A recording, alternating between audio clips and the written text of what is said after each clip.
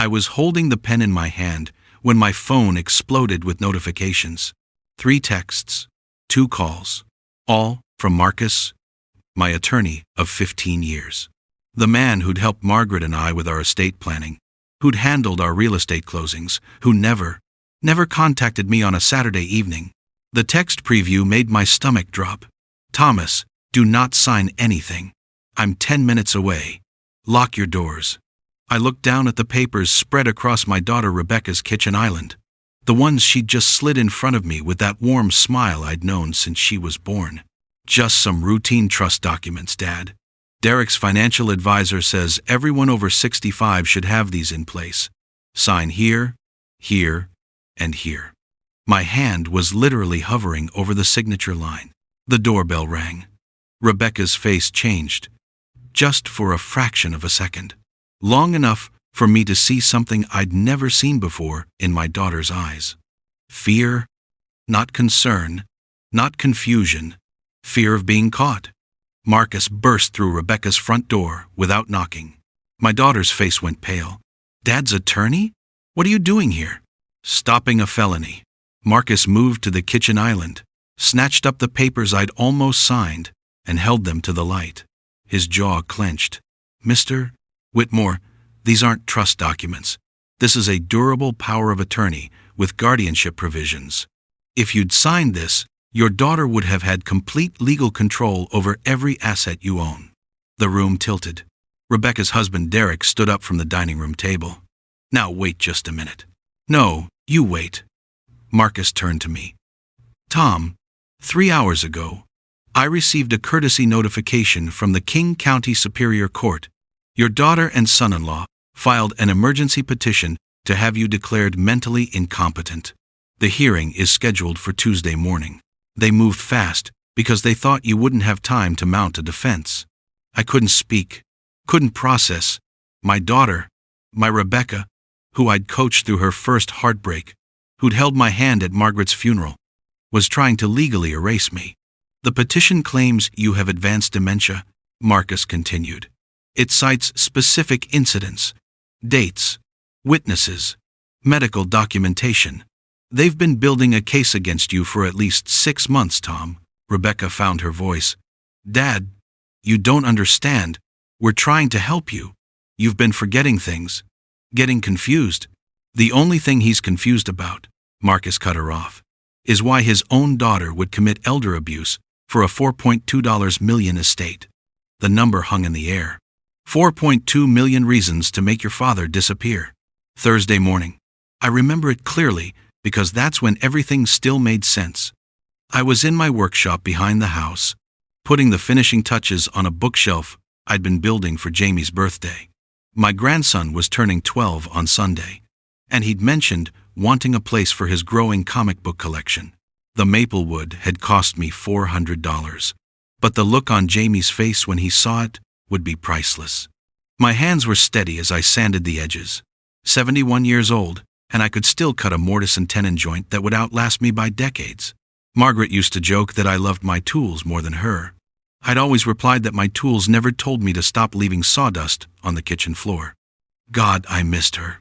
The workshop phone rang.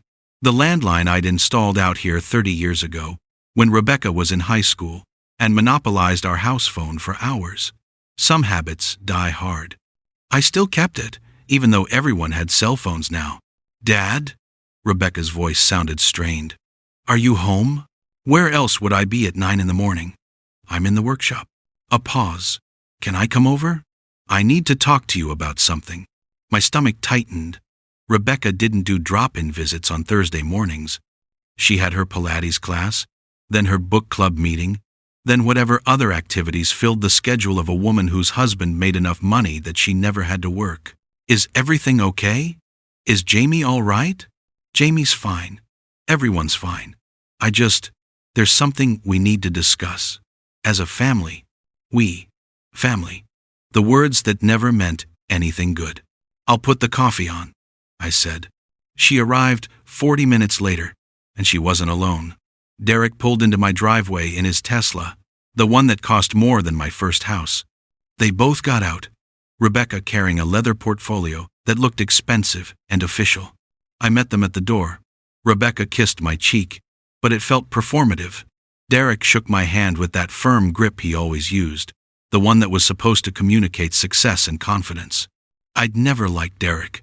Not from the first time Rebecca brought him home 15 years ago, fresh from his MBA program and already talking about maximizing returns and leveraging assets. But Rebecca loved him, or said she did, and after Margaret died, I'd promised myself I wouldn't interfere in my daughter's choices. I'd been the widower who showed up for Sunday dinners, who babysat Jamie when asked, who wrote generous checks for birthdays and Christmas, and never once criticized Derek's obsession with money. Coffee? I offered. Actually, Dad, we should sit down. Rebecca gestured toward my dining room table, the one Margaret and I had bought at an estate sale in 1982. Solid oak. Another piece that would outlive us all. They sat across from me. Derek placed the leather portfolio on the table but didn't open it yet. Rebecca folded her hands, and I noticed her fingernails were perfectly manicured. When had my daughter become someone who got weekly manicures?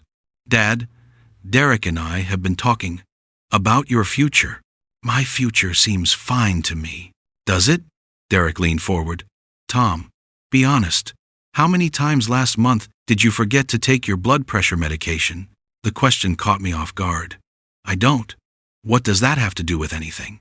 You told us yourself, 3 weeks ago at dinner. You said you'd forgotten your pills 2 days in a row and your doctor had to adjust your dosage. I had said that. It was true. I'd been distracted, working on a commissioned piece for a neighbor, and I'd forgotten. Twice. Then I'd set an alarm on my phone, and it hadn't happened again. Everyone forgets things occasionally, I said. I'm 71, not 90. Rebecca reached across and touched my hand. Dad, it's not just the medication. Last month, you called me at 2 a.m. asking if I'd seen your reading glasses. They were on your head. I'd been reading in bed, fell asleep, woke up disoriented. And the time you drove to the grocery store and couldn't remember where you parked your car? That one stung because it had frightened me. I'd spent 20 minutes walking the parking lot before I remembered I'd parked near the pharmacy entrance, not the main entrance where I usually parked. But I had remembered. Eventually, Rebecca, what is this about? Derek opened the portfolio. Inside were documents, neatly organized with colored tabs. Tom, your daughter loves you. We both do. And because we love you, we've been consulting with some experts about the best way to ensure you're taken care of as you get older. I'm taken care of. I take care of myself. For now, Derek said. But what happens when you can't? What happens when the forgetting gets worse? When you leave the stove on? When you forget to lock your doors at night? I've never left the stove on. Not yet, Rebecca said softly. Dad, please, just listen. We've been working with an elder care attorney. Her name is Patricia Morrison, and she specializes in helping families plan for cognitive decline. Cognitive decline. The words felt like a slap. I don't have cognitive decline. I'm building your son a bookshelf that requires precision measurements and complex joinery. Does that sound like someone with dementia? Early stages can be subtle, Derek said, and I noticed he had talking points. This wasn't a conversation. It was a presentation. The attorney says the best time to put legal protections in place is before they're needed.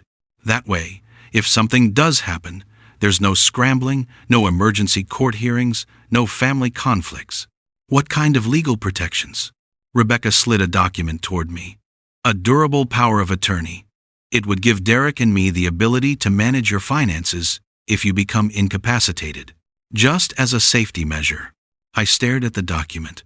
The letterhead read, Dennison and Associates, Elder Law Specialists. And if I don't want to sign this? The silence stretched too long.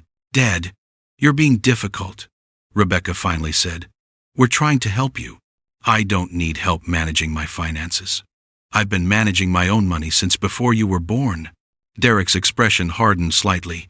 With all due respect, Tom, your portfolio isn't exactly optimized. You're sitting on assets that could be generating much better returns. The rental properties alone. The rental properties are paid off and generate steady income. That was good enough for Margaret and me for 40 years.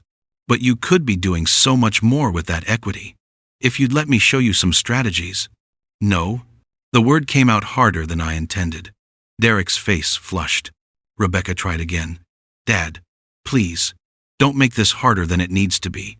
We're just asking you to think about it. Take the documents home, read them over. Maybe have your attorney look at them. My attorney? I stood up. You mean Marcus? The man who's handled my legal affairs for 15 years? Did you already run these documents past him? The look that passed between Rebecca and Derek told me everything. We thought, Derek said carefully, that given Marcus's age and his traditional approach to estate planning, you might benefit from a more modern perspective. Marcus was 68, 3 years younger than me, and one of the sharpest legal minds in King County. Get out, I said quietly. Dad, get out of my house. Take your documents. Take your modern perspective. And don't come back until you're ready to apologize. Rebecca's eyes filled with tears, but I couldn't tell if they were real or calculated. She'd always been able to cry on command as a child. Useful skill when trying to get out of being grounded. They left. Derek grabbed the portfolio with barely concealed anger. Rebecca paused at the door.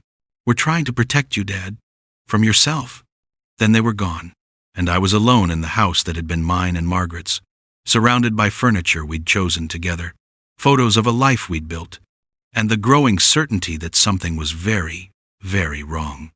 I called Marcus that afternoon. Tom, how's the bookshelf coming? Finished the sanding this morning. Marcus, I need to ask you something. Has anyone contacted you about my estate planning recently? Your estate planning? No. Why? I told him about Rebecca and Derek's visit, about the documents, about the attorney named Patricia Morrison. The silence on the other end lasted so long I thought we'd been disconnected. Marcus, Tom, I need you to listen to me very carefully. Do not sign anything Patricia Morrison gives you. Do not sign anything your daughter gives you. Do not even discuss your finances with them until I've had a chance to look into this.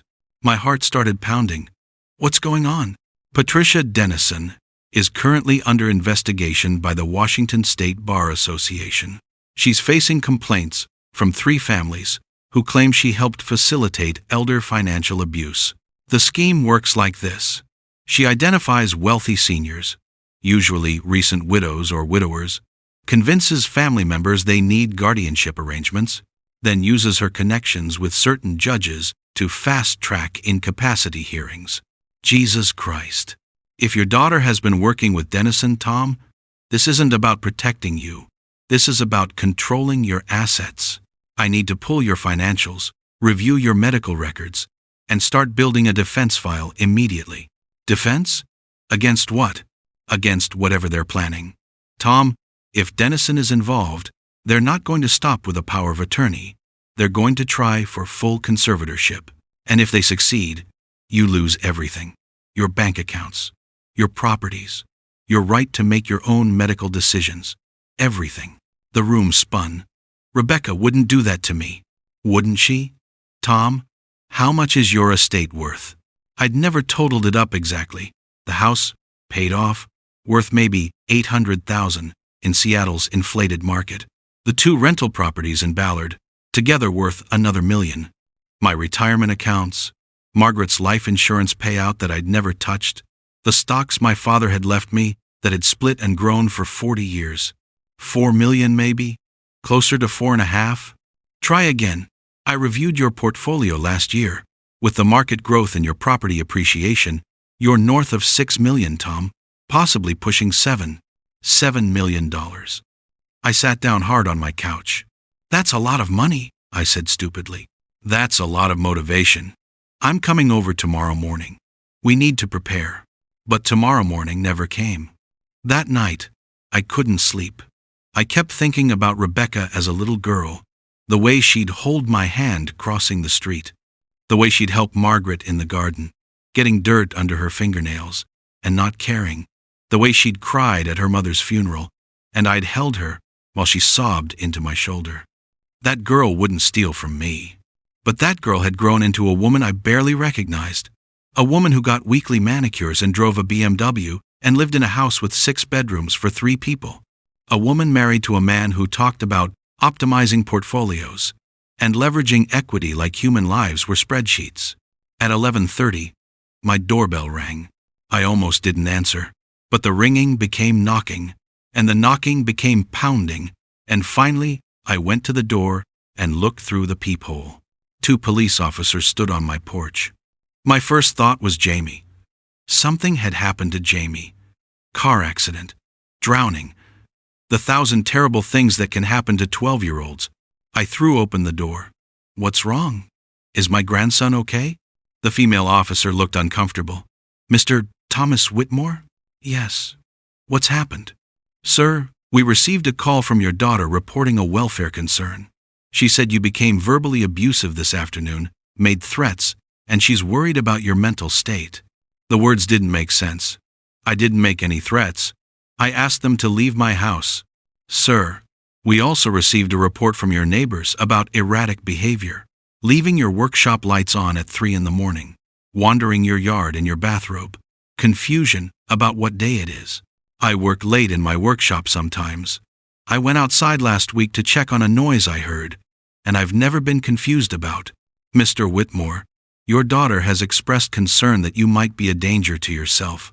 She's requested a mental health evaluation. The world tilted sideways. A mental health evaluation.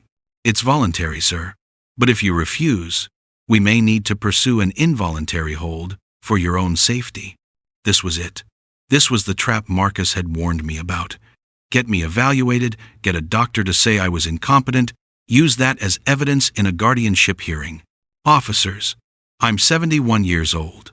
I'm a retired aerospace engineer. I have no history of mental illness. I own my home outright. I pay my bills. I volunteer at my community center. The only thing erratic about my behavior is that I told my daughter and her husband I wouldn't sign documents giving them control of my money. The male officer exchanged a look with his partner. Sir, are you refusing the evaluation? I thought about Marcus's words. Build a defense. Don't give them ammunition. I'm not refusing. I'm requesting that it be done by my personal physician, Dr. Robert Chen, tomorrow during business hours. I'm happy to provide his contact information. The female officer seemed relieved. That would be acceptable. We'll file a report noting that you've agreed to a voluntary evaluation within 24 hours. They left. I closed the door and leaned against it, my heart hammering. Then I called Marcus at 11:45 at night. He answered on the first ring. They've started, I said. Dr. Robert Chen had been my physician for 23 years. He'd treated me through Margaret's cancer. He'd prescribed my blood pressure medication. He'd done my annual physicals and told me my cholesterol was better than men 20 years younger. He did not think I had dementia. Tom, you're one of the most mentally sharp patients I have, Doctor, Chen said, looking over my chart. Your cognitive function tests from your last physical were in the 95th percentile for your age group.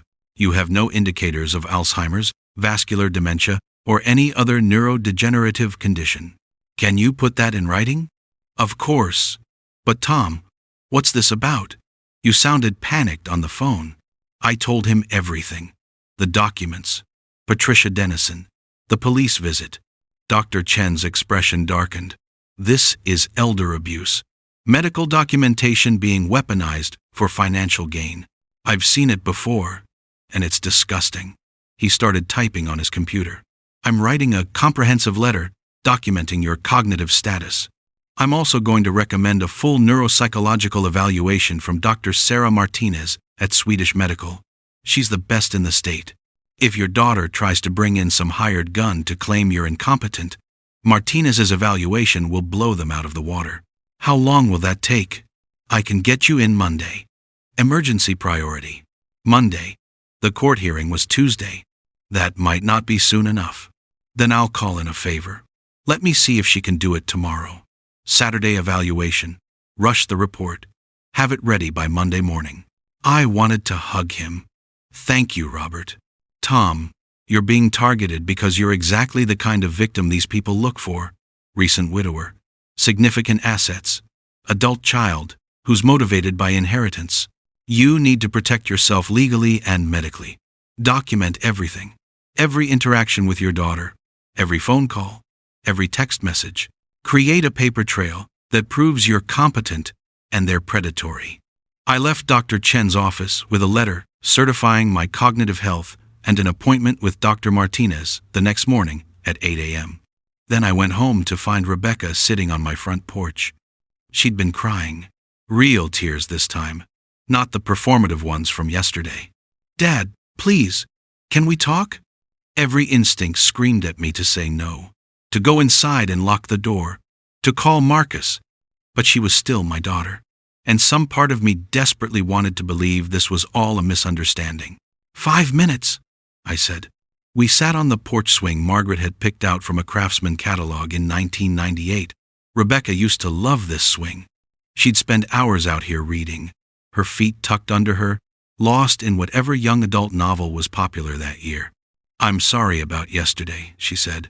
"Derek and we got bad advice from that attorney. But our intentions were good, Dad. I swear they were. Bad advice to call the police on me?" Her face crumpled. "I didn't want to," Derek said. "We needed to document your declining mental state."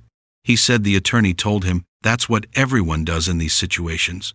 Create a paper trail. But I felt sick about it. I barely slept last night. "Rebecca, I'm not declining. I went to Dr. Chen this morning.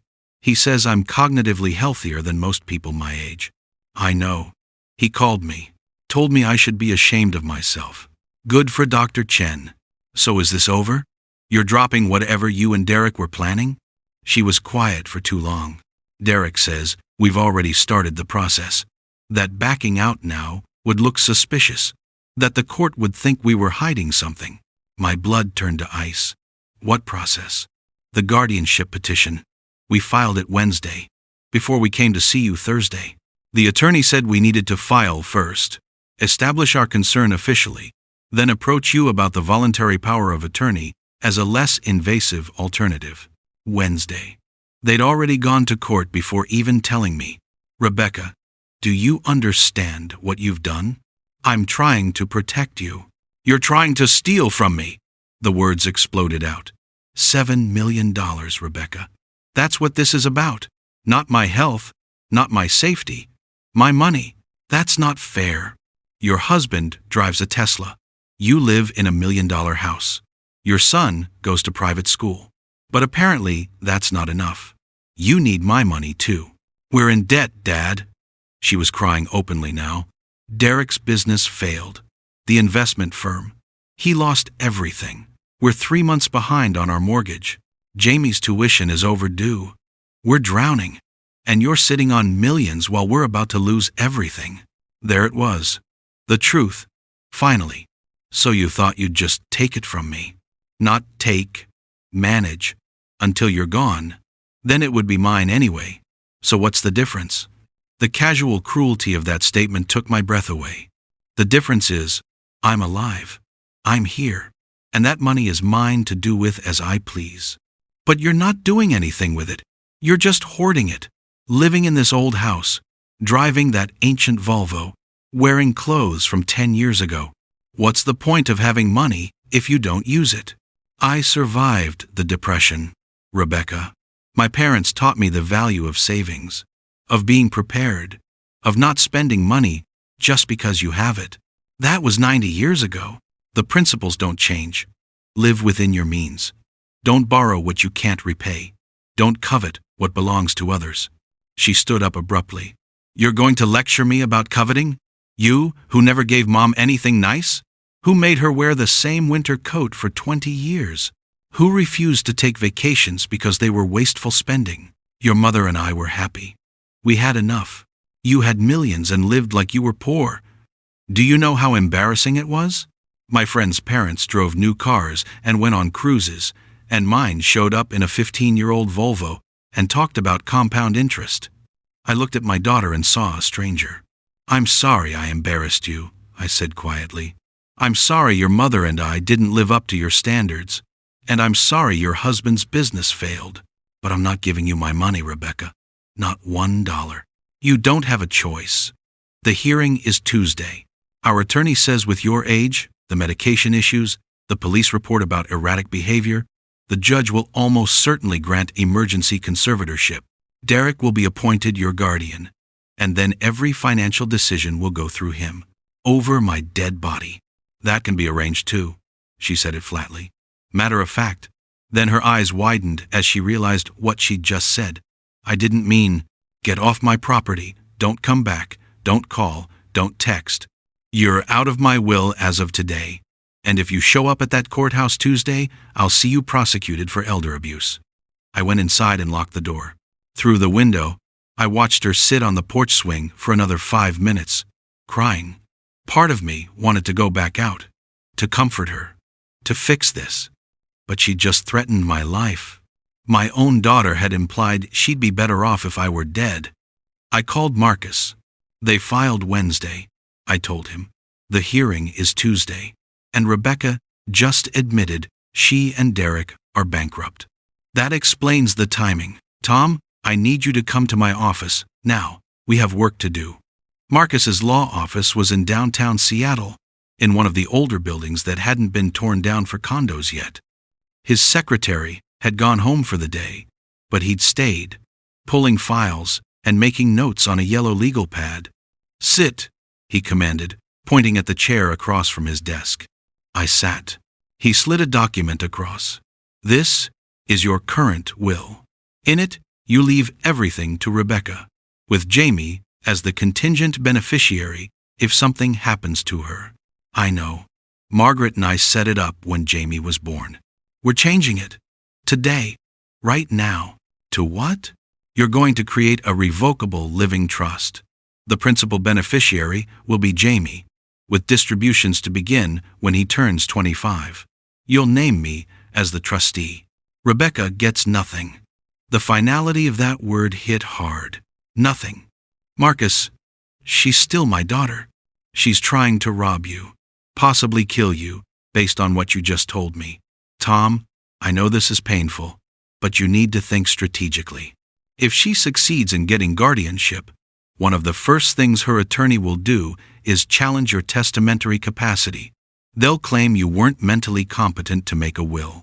But if you change it now, while you're provably competent, and make it clear you're doing so specifically because of her actions, that's a different story. What if I want to leave her something? A small amount. $1.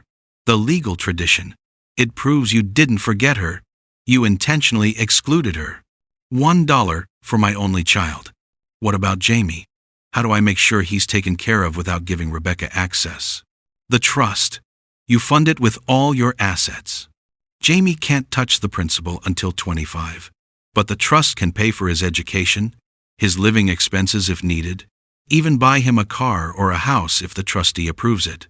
But Rebecca can't get to it. Ever. I thought about Jamie. 12 years old. Smart, funny, kind.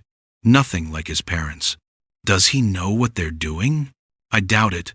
Kids are usually kept in the dark during these schemes. I want to see him. Before the hearing, I need to talk to him.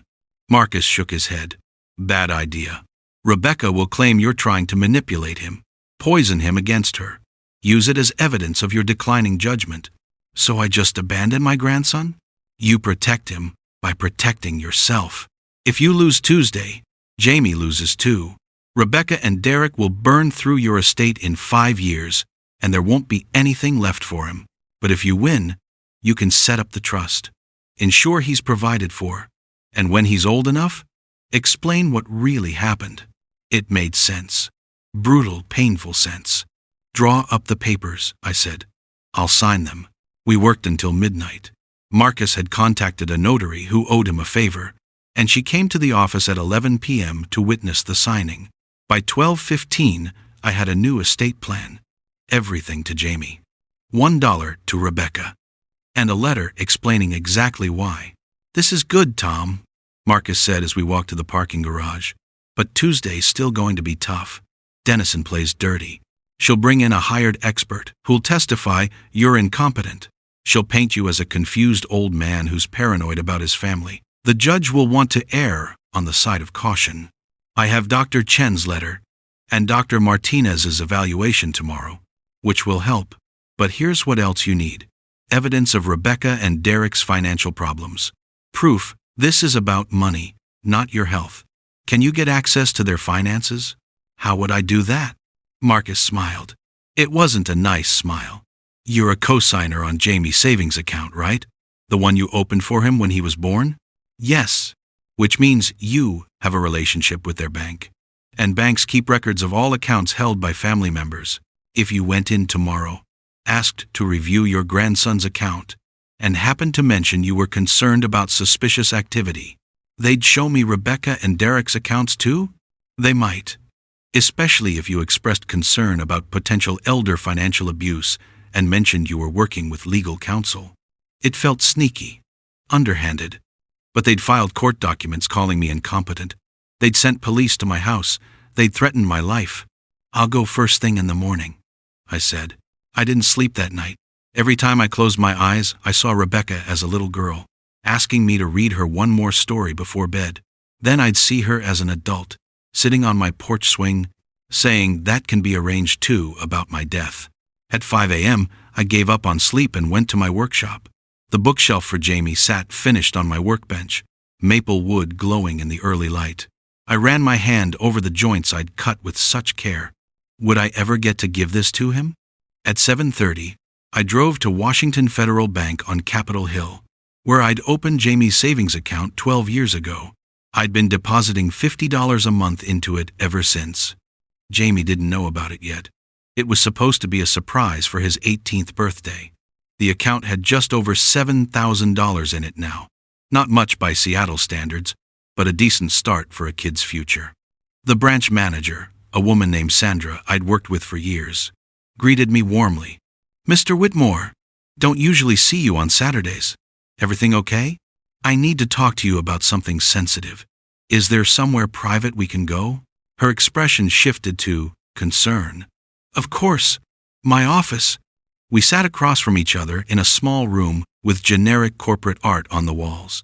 I told her about the guardianship petition, about my concern that Rebecca and Derek might try to access Jamie's account if they gained control over me. I want to protect that money for my grandson, I said, but I'm also concerned there might already be suspicious activity. Can you check the account history? Sandra pulled up the records on her computer. Her frown deepened as she scrolled. Mr. Whitmore, there's been no activity on Jamie's account except your monthly deposits. But, she hesitated, I probably shouldn't show you this, but given what you've told me about potential financial abuse, I think you should see your daughter's account status. She turned the monitor toward me. Rebecca's checking account was overdrawn by $42,000. Her savings account was empty, and she had a line of credit maxed out at $75,000. Jesus, I whispered. There's more. Sandra pulled up another screen. Derek has 3 separate business accounts. All of them are in default. He owes the bank just over $300,000 in business loans. $300,000 in debt. Can I get copies of this? I can't officially give you copies of accounts you're not on. But I can give you a statement showing Jamie's account and noting that you've expressed concern about potential unauthorized access attempts. And if that statement happened to include reference numbers to other accounts that might be relevant to a court proceeding. She gave me a meaningful look. Smart woman. That would be helpful. Thank you. She printed out 3 pages of documentation. The reference numbers she included would allow Marcus to subpoena the full financial records if needed. Mr. Whitmore, I hope you win on Tuesday. We see a lot of elder financial abuse cases. It's heartbreaking when it's family members doing it. More common than I realized, apparently. You'd be shocked. Or maybe you wouldn't. I went straight from the bank to Swedish Medical Center for my appointment with Dr. Martinez. The neuropsychological evaluation took 4 hours. Memory tests, spatial reasoning, problem solving. She had me draw clocks, remember word lists, solve puzzles, explain proverbs. It was exhausting and humiliating and absolutely necessary. Mr. Whitmore, Dr. Martinez said when we finished, you're in the 97th percentile for cognitive function in your age group. Your memory is sharp. Your reasoning is sound. You show no signs of dementia, Alzheimer's, or any other cognitive impairment. In fact, you performed better than many 50-year-olds I test. Relief washed over me. Can you have that report ready by Monday? I'll have it ready by tonight. Dr. Chen told me this was urgent. I'll email it to your attorney within 2 hours. I could have kissed her. Instead, I went to my next stop, Jamie's school. Lakeside Prep was the kind of private school that cost more per year than I'd made in my first job out of college. Brick buildings, manicured lawns, kids in uniforms. I'd always thought it was excessive, but Rebecca had insisted Jamie needed the best education possible. Now I knew the tuition was overdue. I'd called ahead, claiming I needed to drop off a birthday present for my grandson. The school secretary, a kind woman who'd always been friendly when I attended Jamie's events, met me at the front desk. Mr. Whitmore, how nice to see you. Jamie's in Saturday enrichment right now. Advanced robotics class. I don't want to interrupt. I just wanted to leave this for him. I held up a wrapped box containing a first edition of The Hobbit I'd found at a used bookstore. Jamie loved fantasy novels. Of course. I'll make sure he gets it. She took the box, then lowered her voice. Mr. Whitmore, I probably shouldn't say this, but is everything all right with Jamie's family? My heart rate picked up. Why do you ask? His tuition is 3 months overdue. The headmaster sent a letter last week saying if payment isn't received by the end of the month, Jamie will need to withdraw. And Jamie's been different lately, quieter. One of his teachers mentioned he's been falling asleep in class. Falling asleep in class. Because his parents were probably fighting about money at home, keeping him awake at night. Has Jamie said anything about his home life? She hesitated. He mentioned his parents arguing. About money. About his grandfather. He asked me if people could go to jail for not paying their bills. My chest tightened. Jamie knew. Maybe not the details, but he knew something was wrong. If I wanted to pay his tuition directly, could I do that? You could, but... She looked uncomfortable. Mr. Whitmore, if there are family issues, financial complications, the school would need to be informed. We have policies about... I understand. Let me talk to my attorney first. But I want to make sure Jamie can finish the year, no matter what happens with his parents. He's a good kid, one of our best students. We don't want to lose him. Neither did I. I spent the rest of Saturday afternoon with Marcus, going over everything. The bank records, the school situation, Dr. Martinez's evaluation, which had arrived as promised. This is good, Marcus said, reviewing the documents. Really good. We can show clear financial motive. We can prove you're cognitively sound. We can demonstrate they're lying about your incompetence. So we'll win? He set down the papers and looked at me seriously. Tom, I'm going to be honest with you. Tuesday's hearing isn't about truth. It's about what the judge believes based on limited evidence and limited time. Dennison is going to bring in an expert who'll claim you're incompetent. She's going to point to the police report, the neighbor's statements about erratic behavior, your age. She's going to paint a picture of a confused old man who's paranoid about his family and needs protection from himself. But I have proof, which we'll present. But guardianship judges err on the side of caution, Tom. They'd rather grant unnecessary guardianship than miss a case where someone actually needed protection and got hurt. The standard is preponderance of the evidence, which means 51%. If the judge thinks there's even a slight chance you might be incompetent, they'll grant emergency temporary guardianship pending further evaluation. And then what? Then Derek becomes your guardian for 90 days, while the court orders another evaluation by a court-appointed expert. During those 90 days, he controls your bank accounts, your property, your medical decisions, everything. And by the time the second evaluation happens, he and Rebecca will have already started draining your accounts, selling your assets, covering their debts. Can't we stop that? We can try. But guardianship courts move slowly. By the time we get a hearing to dissolve the guardianship, they could have done tremendous damage. I felt sick. So what do? We fight like hell. We present your medical evidence. We expose their financial motive. We make it clear, this is elder abuse, not elder care. And we hope we get a judge who's smart enough to see through their bullshit. And if we don't? Marcus was quiet for a long moment. Then you lose everything, Tom. Your money, your independence, your dignity, maybe even your life.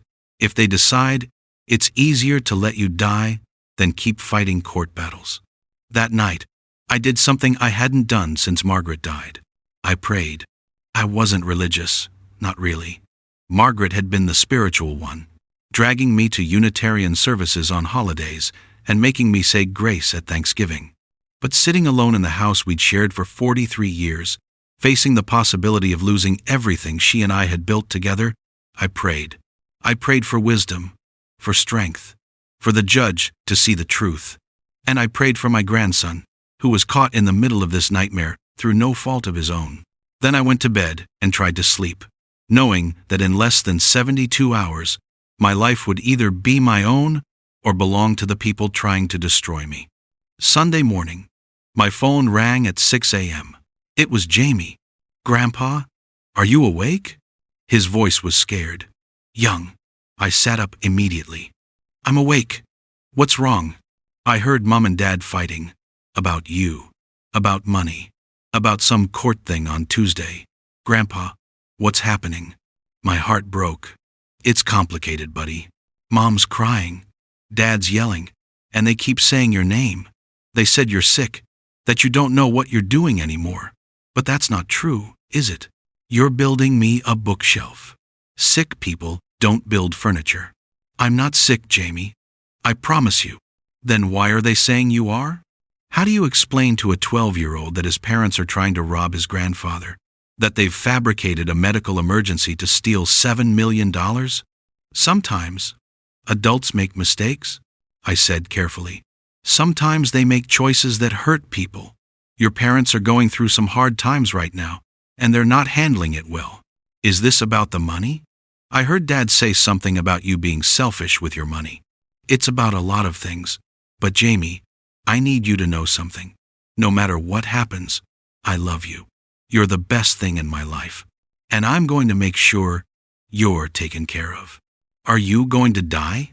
The question was so blunt, so terrified, that I had to take a breath before answering.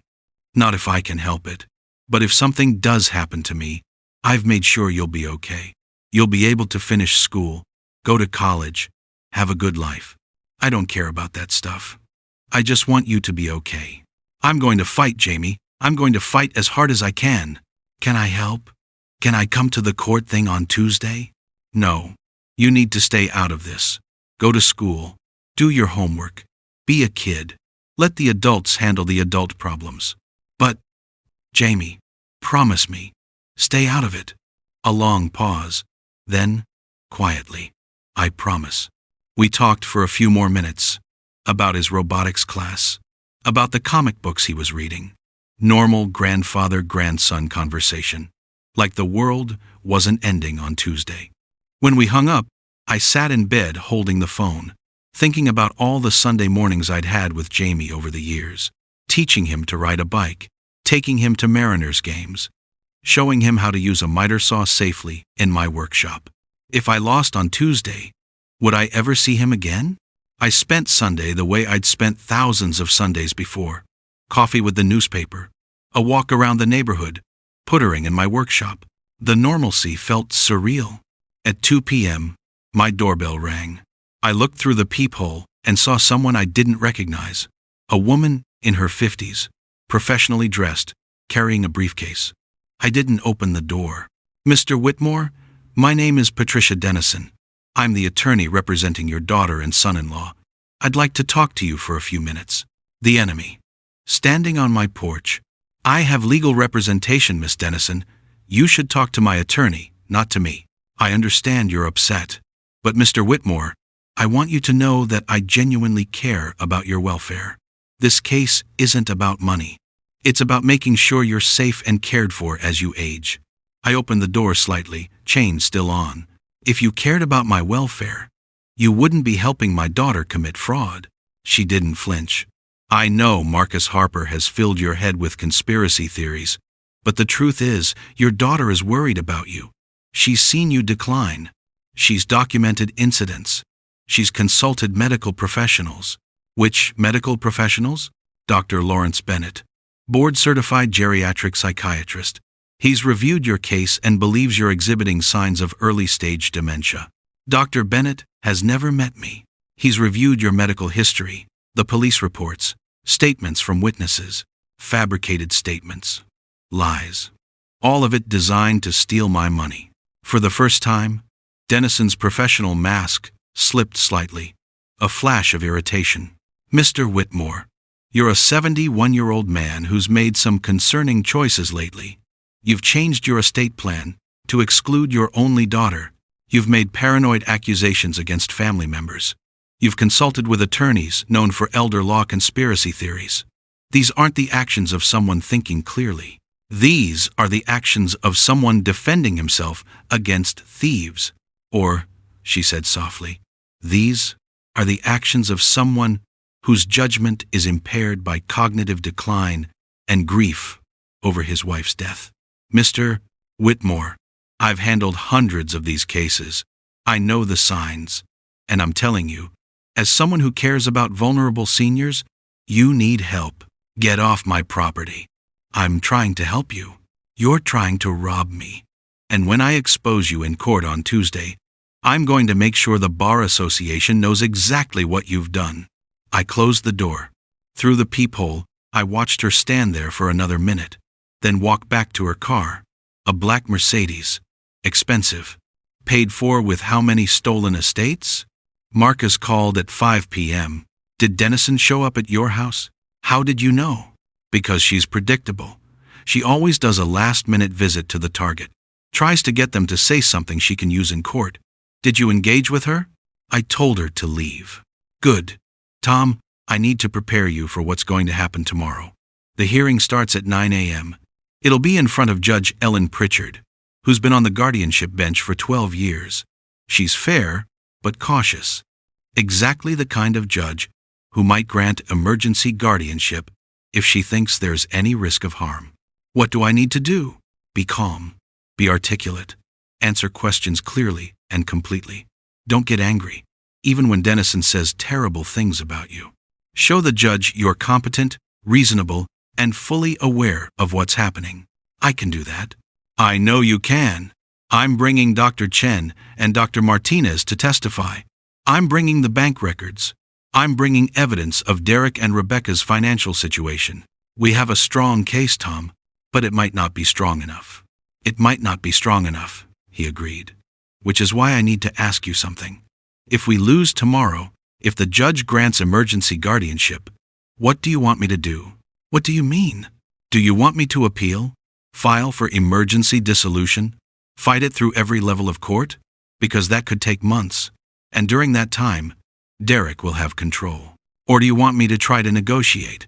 Maybe agree to a limited conservatorship that gives them control of finances, but not medical decisions? Minimize the damage?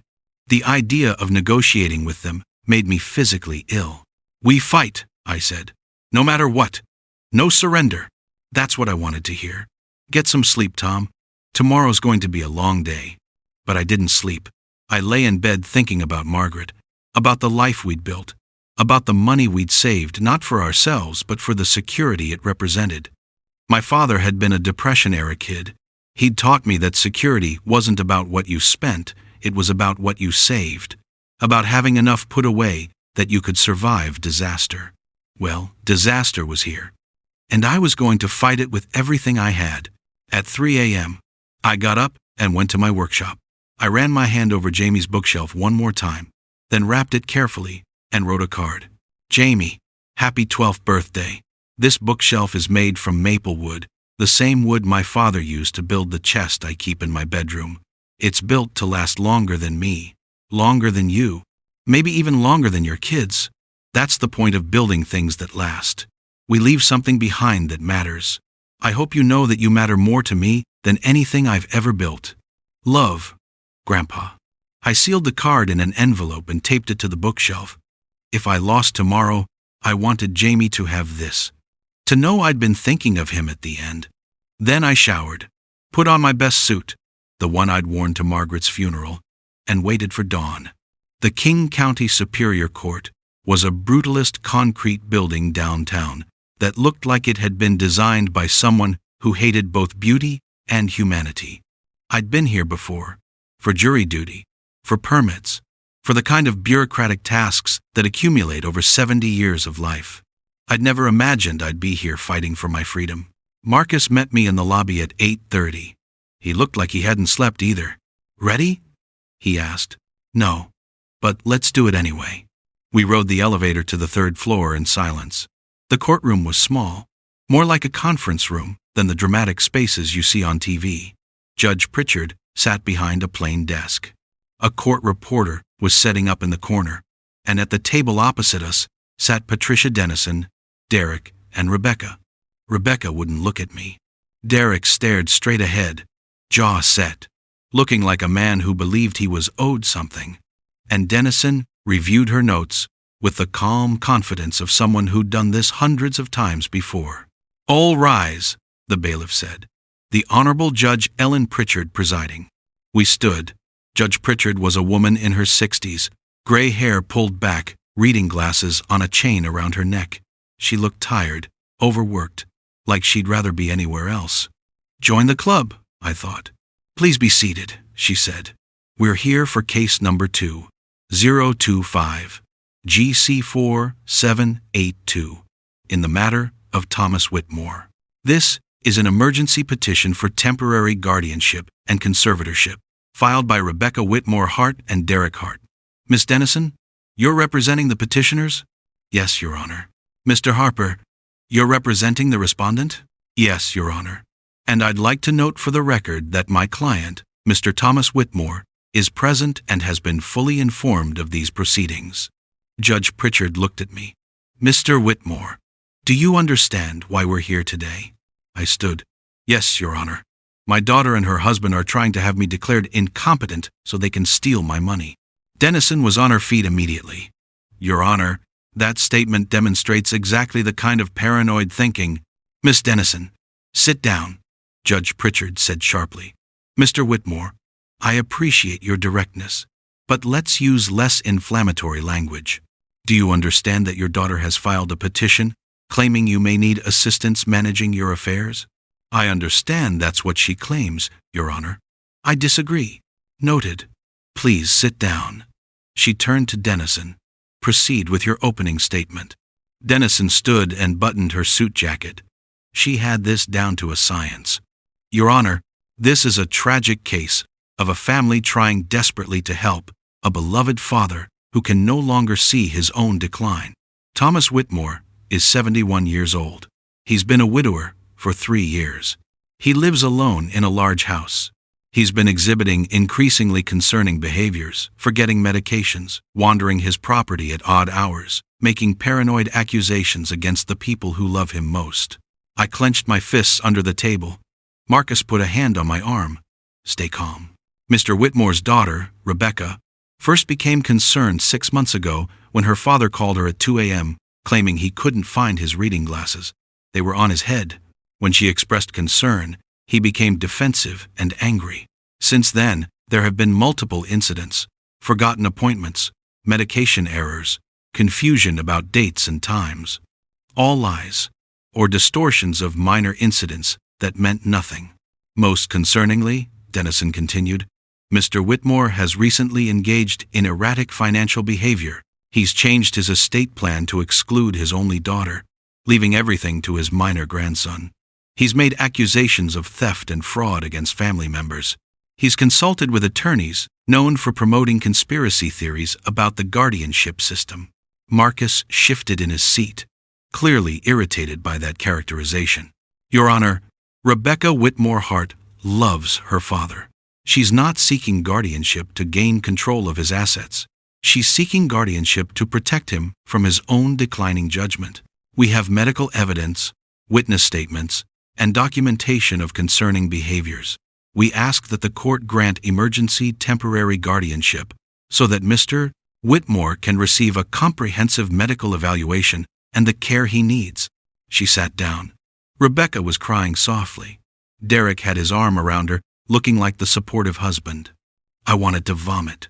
Judge Pritchard made some notes, then looked at Marcus. Mr. Harper? Marcus stood. Your Honor, this isn't a case of a concerned daughter trying to help her father. This is a case of financial predators targeting a wealthy senior for theft. My client is not incompetent. He's not confused. He's not paranoid. He's being victimized by his own family, and he's fighting back the only way he can, through legal channels. He pulled out a folder. I have medical evaluations from 2 board-certified physicians, both of whom have examined Mr. Whitmore within the last 72 hours. Both conclude definitively that he shows no signs of dementia or cognitive impairment. Dr. Robert Chen has been Mr. Whitmore's physician for 23 years. Dr. Sarah Martinez is one of the top neuropsychologists in Washington State. Their evaluations are comprehensive, recent, and conclusive. Judge Pritchard took the documents. I'll review these. Additionally, Your Honor, I have evidence of the petitioner's true motive. Rebecca Whitmore Hart and Derek Hart are in severe financial distress. They owe over $300,000 in debt. They're 3 months behind on their mortgage. Their son's private school tuition is overdue. Meanwhile, my client has an estate worth approximately $7 million. This isn't about Mr. Whitmore's health. It's about Mr. and Mrs. Hart's bankruptcy. Rebecca gasped. Derek's face turned red. Dennison stood. Objection, Your Honor. The petitioner's financial situation is irrelevant to. It's completely relevant. Marcus cut her off. It goes to motive. It explains why they fabricated medical concerns and filed emergency petitions. They need money, and they're willing to commit elder abuse to get it. Judge Pritchard held up a hand. Enough. I'll review all the evidence presented. Miss Dennison, call your first witness. Dennison called Derek first. He took the stand, looking solemn, concerned, like a man doing his difficult duty. Mr. Hart, can you describe your relationship with your father-in-law? We've been family for 15 years. Tom's a good man. I respect him tremendously, which is why this is so hard. What concerns have you observed? Derek launched into a prepared narrative. The forgotten medications, the late-night phone calls, the reading glasses incident, the confusion about dates, and his behavior has changed? Dennison prompted. Dramatically. He used to be warm, engaged. Now he's hostile and paranoid. He's accused Rebecca and me of terrible things. He won't listen to reason. It's like we're dealing with a different person. When did you first consult with medical professionals? About 4 months ago. We spoke with our family doctor, who suggested we might be seeing early-stage dementia. He recommended we consult with a specialist in geriatric psychiatry. And did you? Yes. Dr. Lawrence Bennett. He reviewed Tom's medical history and the incidents we documented. He agreed that professional evaluation was necessary. Marcus's turn for cross-examination. Mr. Hart, you've never lived with Mr. Whitmore, correct? Correct. You see him, once or twice a week? More or less.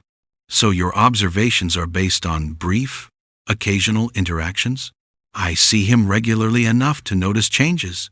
Let's talk about your financial situation. You owe approximately $300,000 in debt, correct? Derek's jaw tightened. We've had some business setbacks. Your investment firm failed last year? The market was challenging. You lost other people's money, didn't you? Your investors sued you. Objection. Dennison was on her feet. Relevance goes to motive, Your Honor.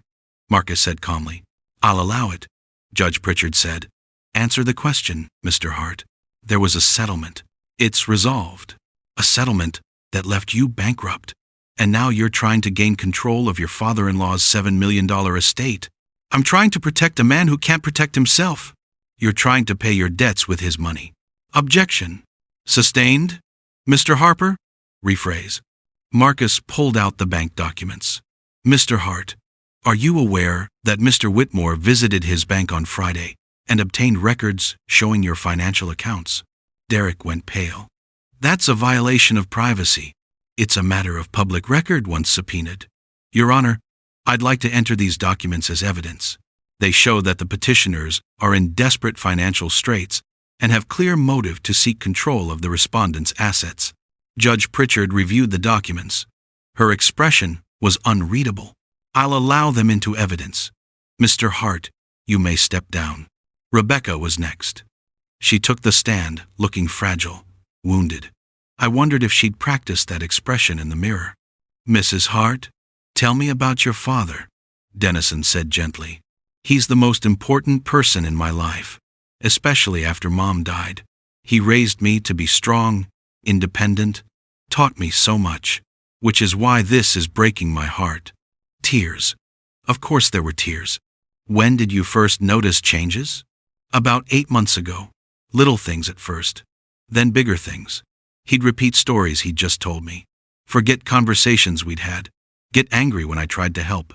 Can you give specific examples? Rebecca recited the same incidents Derek had mentioned, adding emotional color. How scared she'd been when I called at 2 a.m. How worried when I forgot my medication. How heartbroken when I accused her of trying to steal from me. Do you stand to inherit your father's estate? Dennison asked. I used to. He recently changed his will to exclude me entirely. How did that make you feel? Devastated. Not because of the money, but because it showed how much his thinking has deteriorated. He believes I'm trying to hurt him. The father I knew would never think that about me. I wanted to stand up and scream. She was so convincing, so believable. If I hadn't lived through this, I might have believed her myself. Marcus's cross-examination was more aggressive. Mrs. Hart, you said these changes started 8 months ago? Approximately. But you didn't seek medical evaluation until 4 months ago? I was in denial. I didn't want to believe my father was declining. Or you were waiting for the right opportunity to execute your plan? Objection. Withdrawn. Mrs. Hart, you mentioned your father changed his will recently. Do you know why? Because he's not thinking clearly. Or because he discovered you and your husband were planning to steal his money? That's not true. You're 3 months behind on your mortgage, correct? We've had some financial difficulties. Your son's tuition is overdue. You're facing foreclosure. You need money desperately. And your father has $7 million. This isn't about money. Rebecca was crying openly now. I love my father. I'm trying to save him. You're trying to save yourself, Marcus said coldly, by robbing a 71-year-old man who's done nothing but love and support you. Objection. Your Honor, this is harassment. Mr. Harper, tone it down, Judge Pritchard said. But I'll allow the line of questioning. Mrs. Hart, you may answer. Rebecca was sobbing now, unable to speak. Derek stood up like he wanted to intervene, but the bailiff gestured for him to sit down. After a moment, Rebecca composed herself enough to say, I would never hurt my father, never. And yet here we are, Marcus said. No further questions. The hearing broke for lunch. Marcus and I ate sandwiches in a conference room down the hall. How do you think it's going? I asked. Hard to say. Pritchard's playing it close. But we landed some good punches. The financial evidence is damning. Derek looked guilty as hell. Rebecca's tears might have worked against her too theatrical. What happens this afternoon? Dennison will call Dr. Bennett, her hired expert. He'll testify you're showing signs of dementia based on reviewing your file. I'll call Dr. Chen and Dr. Martinez to refute him. Then you'll testify. Then the judge will rule. Today, emergency hearings get decided quickly. Pritchard will either grant temporary guardianship pending further evaluation, or she'll deny the petition and dismiss the case. And if she grants it, then we appeal immediately. File for emergency dissolution. But Tom, if she grants it, Derek gets control of your accounts today. We might not be able to stop him from moving money before we can get another hearing. I felt sick. He could drain everything in a day. He could, which is why we need to win this afternoon. We went back to the courtroom at 1 p.m. Time to fight for my life. Dr. Lawrence Bennett took the stand at 1:15. He was in his 60s, silver-haired, distinguished-looking, the kind of expert witness who'd probably testified in hundreds of these cases, the kind who got paid very well for his opinions. Dennison walked him through his credentials. Board-certified geriatric psychiatrist, 30 years of experience, published author, expert in dementia and cognitive decline. Dr. Bennett, Have you reviewed Mr. Whitmore's case? I have. Extensively. And what's your professional opinion? Based on the medical history, the documented incidents, and the pattern of behaviors described by family members, I believe Mr. Whitmore is exhibiting early-stage dementia, most likely Alzheimer's type. My stomach dropped. He sounded so certain, so authoritative. Can you explain your reasoning? Certainly. The forgetting of medications is a classic early sign. The confusion about time and place, wandering at odd hours, disorientation, the paranoid ideation regarding family members, the impulsive decision-making, such as suddenly changing his estate plan. These are all consistent with early cognitive decline. Is this something Mr. Whitmore would be aware of? Often, patients in early-stage dementia lack insight into their condition. They may become defensive when questioned, hostile toward people trying to help. They may deny any problems even when presented with clear evidence. So the fact that Mr. Whitmore insists he's fine doesn't mean he is fine? Correct. In fact, anosognosia, the inability to recognize one's own impairment, is a common symptom of dementia. Dennison looked satisfied. In your professional opinion, does Mr. Whitmore need a guardian? I believe he needs a comprehensive medical evaluation and, likely, yes, someone to assist with managing his affairs before his condition deteriorates further. She sat down. Marcus stood up for cross-examination. Dr. Bennett, when did you last examine Mr. Whitmore in person? I haven't examined him personally. You've never met him? No. Never spoken to him? No. Never observed him directly? No. But I've reviewed extensive documentation. Documentation provided by the people who stand to gain $7 million if he's declared incompetent? Objection. Sustained. Rephrase. Mr. Harper. Dr. Bennett, your opinion is based entirely on second-hand information provided by the petitioners, correct? I reviewed medical records, police reports, witness statements, all of which could be fabricated or exaggerated. You have no independent verification of any of these alleged incidents, do you? The medical records are genuine. The medical records show Mr. Whitmore takes blood pressure medication and had a checkup 6 months ago, where he was found to be in excellent health. That's it. Everything else is hearsay from people with a financial motive to lie. Dr. Bennett looked uncomfortable. I've reviewed hundreds of these cases. I know the patterns. How much are you being paid for your testimony today? I receive a standard expert witness fee. How much, Dr. Bennett? $5,000 for the evaluation and testimony. $5,000 to tell this court that a man you've never met has dementia. That seems like a good payday. Objection. Your Honor, this is overruled. The witness's compensation is relevant to potential bias. Answer the question, Dr. Bennett. I'm compensated for my time and expertise. That doesn't mean my opinions are for sale. But they're conveniently aligned with whoever's paying you, aren't they? How many times have you testified for Miss Dennison in guardianship cases? Bennett hesitated. I don't recall the exact number. More than 10? Possibly. More than 20? I'd have to check my records. And in all those cases, did you ever testify that the respondent didn't need a guardian? Another hesitation. I testified to my professional opinion based on the evidence. That's not what I asked. Have you ever, in any case where Miss Dennison hired you, testified that guardianship wasn't necessary? There may have been cases where I recommended less restrictive alternatives, but never outright opposed guardianship. You're a hired gun, Dr. Bennett. You say what you're paid to say. That's absolutely not true. No further questions. Dr. Bennett stepped down looking rattled. Good. Dr. Chen was next. Marcus walked him through his credentials and his long history as my physician. Dr. Chen, what's your professional opinion regarding Mr. Whitmore's cognitive status? Tom Whitmore is one of the most mentally sharp patients I have. His cognitive function is excellent. He shows no signs of dementia, Alzheimer's, or any other neurodegenerative condition. How recently did you examine him? Friday morning. I conducted a full cognitive screening. Memory, reasoning, spatial awareness, executive function. He scored in the 95th percentile for his age group. Could someone with early-stage dementia score that well? No. Early-stage dementia would show measurable deficits, particularly in recent memory and executive function.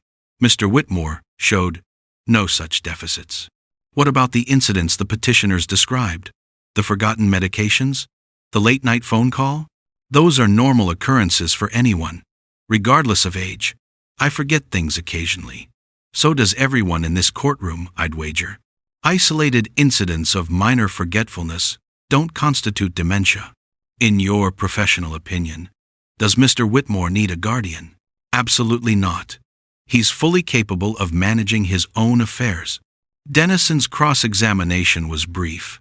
Dr. Chen, you've been Mr. Whitmore's physician for over 20 years, correct?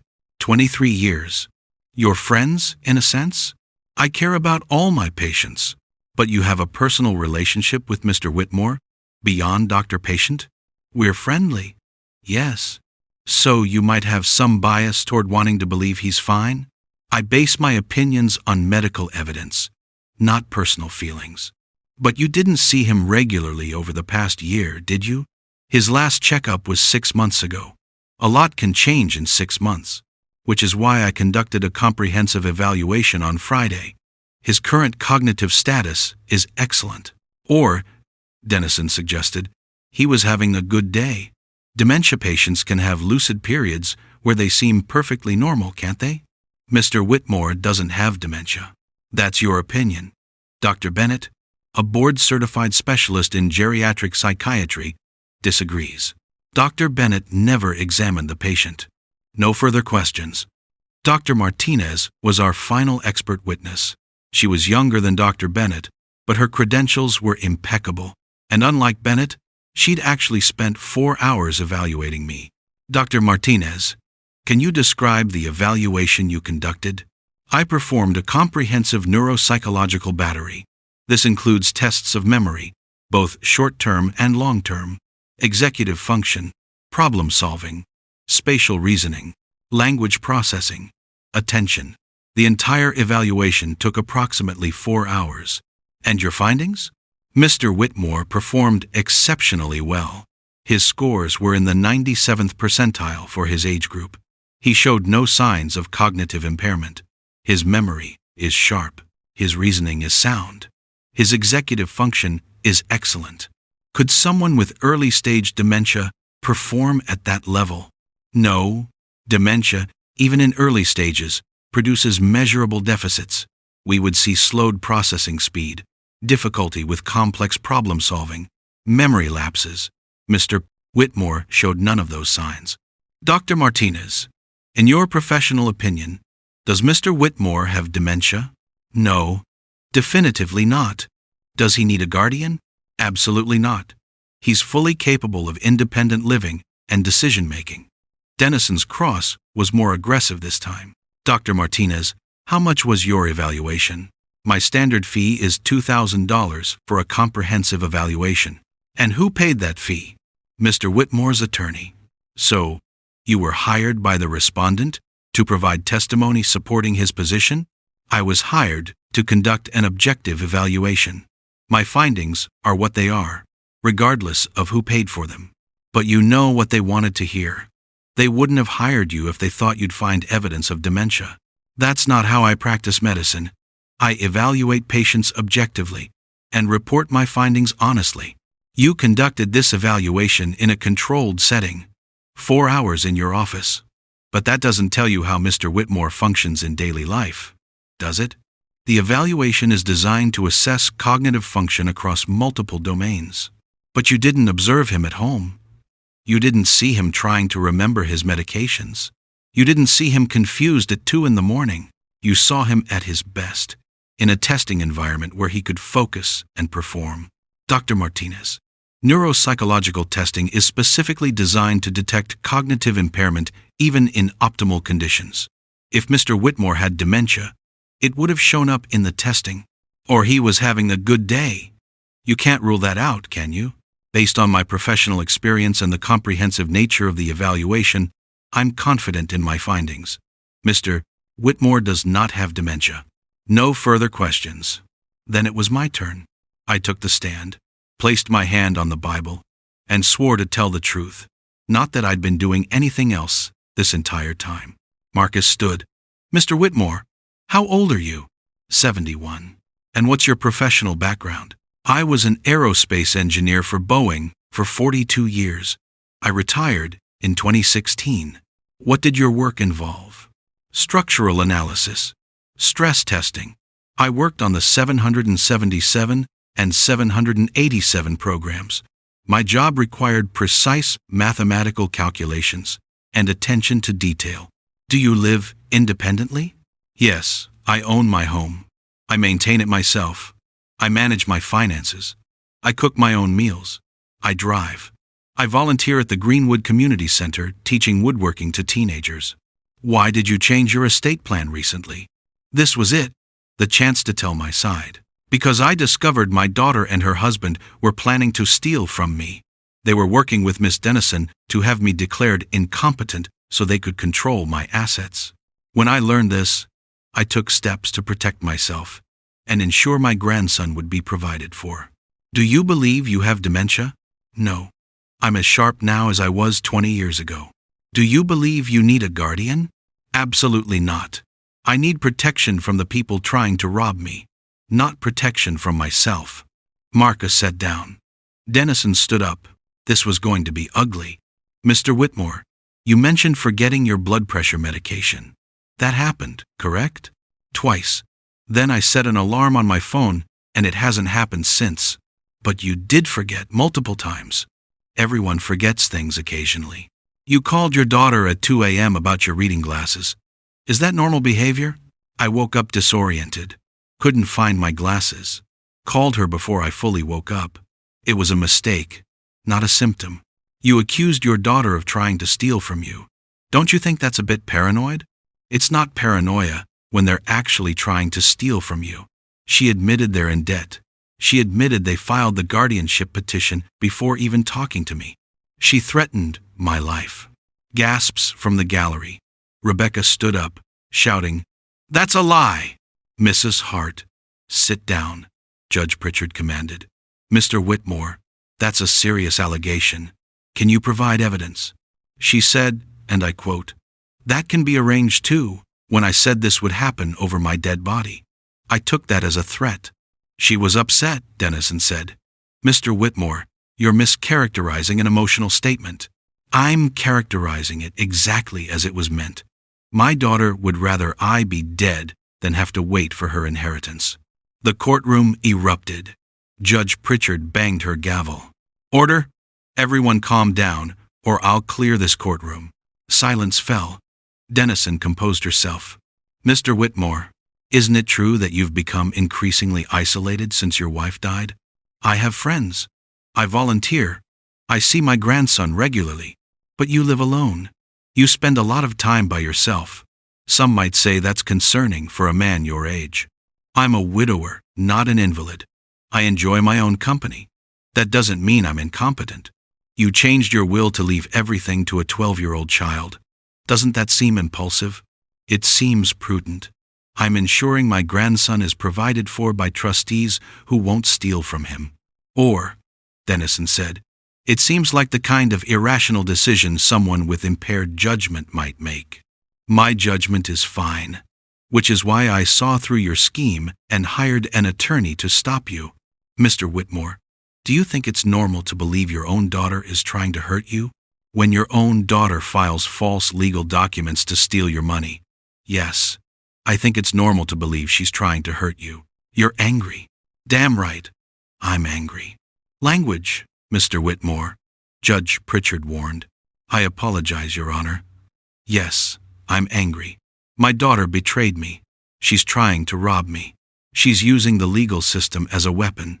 Anyone in my position would be angry. Or, Dennison suggested, anyone with paranoid delusions might react this way to family members who are genuinely trying to help. I don't have delusions. I have evidence, bank records, medical evaluations, the truth. Your truth, Mr. Whitmore. But what if you're wrong? What if you're seeing conspiracies where there's only love and concern? I looked directly at Rebecca. She looked away. "I'm not wrong," I said quietly. "I wish I were. I wish this were all a misunderstanding. But it's not. My daughter chose money over me, and I have to live with that." Dennison tried a few more questions, but I could see I'd scored points. I was calm, articulate, reasonable. Everything a competent person should be. "No further questions," she finally said. Judge Pritchard called for closing arguments. Dennison went first, summarizing her case. The concerning behaviors, the expert testimony from Dr. Bennett, the need for protective intervention. "Your Honor, this is about protecting a vulnerable senior from his own declining judgment. Rebecca Whitmore Hart loves her father. She's not seeking guardianship for financial gain. She's seeking it to ensure he gets the care and evaluation he needs. We ask that you grant emergency temporary guardianship, pending comprehensive medical evaluation." Marcus stood for his closing. "Your Honor, this case is about thieves using the guardianship system to rob an innocent man. My client is not incompetent. He's not confused. He's not paranoid. He's the victim of a carefully planned scheme to steal $7 million. The petitioners are bankrupt. They're desperate. And they're willing to destroy Thomas Whitmore's life to save their own financial skins." He placed his hand on my shoulder. "The medical evidence is clear. 2 board-certified physicians, including a top neuropsychologist, have examined Mr. Whitmore and found him completely competent. The only doctor claiming he's impaired has never even met him and is being paid $5,000 to say what the petitioners want to hear. Your Honor, if you grant this petition, you'll be giving Derek and Rebecca Hart exactly what they want, access to millions of dollars they have no right to, and you'll be destroying the life of a man who's done nothing wrong except refuse to be victimized. We ask that you deny this petition and dismiss this case with prejudice." Judge Pritchard made notes. Then she looked up at all of us. "I'm going to take this matter under advisement. I'll issue my ruling by 5 p.m. today. Court is adjourned." The gavel came down. All we could do now was wait. Marcus and I went to a coffee shop 2 blocks from the courthouse. Neither of us ordered coffee. We just sat at a table near the window, watching the clock. 3:30, 4 p.m., 4:30. My phone rang at 4:45. It was Marcus's office. "Judge Pritchard's ruling is ready. She wants everyone back in the courtroom at 5. We walked back in silence. My heart was pounding so hard I thought I might have a heart attack right there on 3rd Avenue. Wouldn't that be ironic? Survive my daughter's scheme, only to drop dead from stress before learning the outcome. The courtroom was even more tense than it had been this morning. Rebecca and Derek sat at their table, whispering to Dennison. Rebecca's eyes were red from crying. Derek looked like he hadn't slept in days. Good. Let them suffer the way they'd made me suffer. Judge Pritchard entered at exactly 5 p.m. "All rise." We stood. She sat. We sat. She looked at her notes for what felt like an eternity, then looked up at us. This has been one of the most troubling cases I've heard in my 12 years on this bench. On one hand, I have a family expressing genuine concern about an elderly father. On the other hand, I have compelling evidence that this concern may be motivated by financial desperation rather than love. My stomach churned. I've reviewed the medical evidence carefully. Dr. Chen and Dr. Martinez both examined Mr. Whitmore recently and found no signs of cognitive impairment. Their evaluations were thorough and credible. Dr. Bennett, while certainly qualified, never examined the respondent personally and based his opinions on second-hand information provided by people with a clear financial motive. Dennison shifted in her seat. I've also reviewed the financial documents Mr. Harper provided. The petitioners are, indeed, in significant financial distress. While that doesn't automatically mean their concerns about Mr. Harper, Whitmore, are fabricated, it does create reasonable doubt about their motivations. Derek's jaw clenched.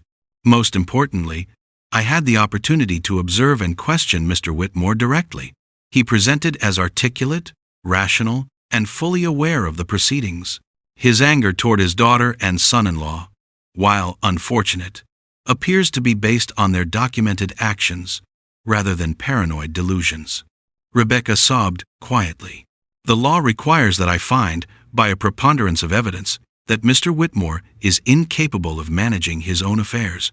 Based on the evidence presented, I cannot make that finding. Mr. Whitmore is clearly competent to make his own decisions. Relief washed over me like a wave. Marcus grabbed my arm. However, Judge Pritchard continued, and my heart stopped again. I am deeply concerned about the family dynamics here. Mr. Whitmore, you've made serious allegations against your daughter, including a claim that she threatened your life. Mrs. Hart, you've made claims about your father's mental health that appear to be exaggerated or false. This level of family dysfunction is troubling. She paused, looking at both tables. Therefore, I'm issuing the following order. The petition for guardianship is denied. Mr. Thomas Whitmore retains full control of his person and his property.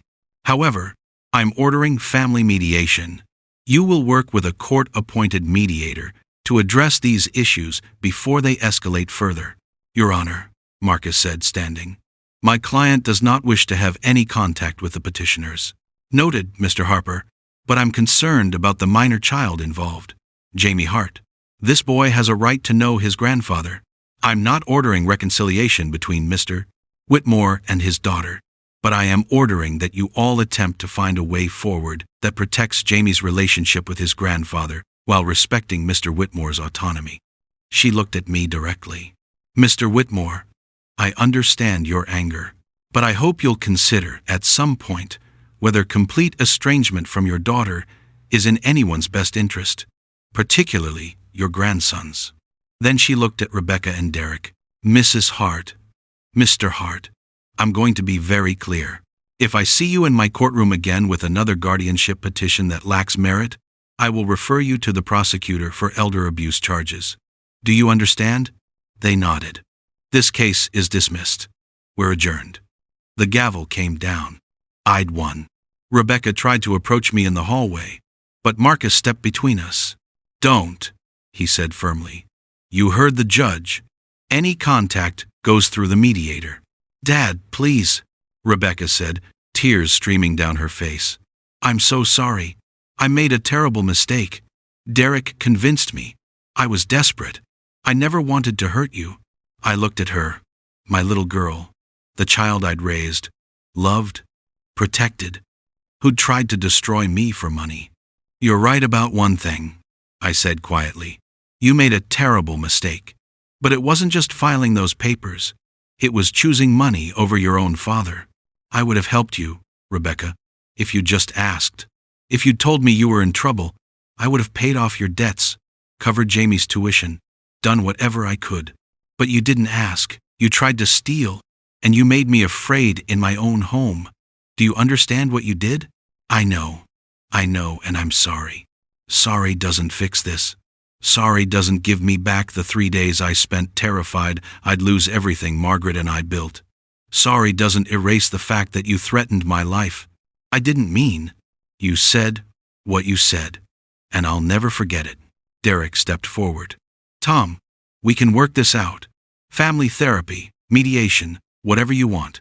What I want, I said, is for you to leave me alone. Both of you. The only reason I'm not having you prosecuted is because of Jamie. He doesn't deserve to see his parents in prison. But make no mistake, if you ever come near me again with legal papers, if you ever try this again, I will destroy you. Financially, legally, completely. Do you understand? Derek's face went red, but he nodded. Rebecca was crying too hard to speak. I turned and walked away with Marcus. Behind me, I heard Rebecca sob, Daddy, please. But I didn't turn around. Some things, once broken, can't be fixed. We walked to Marcus's car in the parking garage. I sat in the passenger seat, shaking. You okay? Marcus asked. I don't know. I won. I should be happy, but I just feel empty. That's normal. You just went through hell, Tom. Give yourself time to process. I lost my daughter today. You didn't lose her.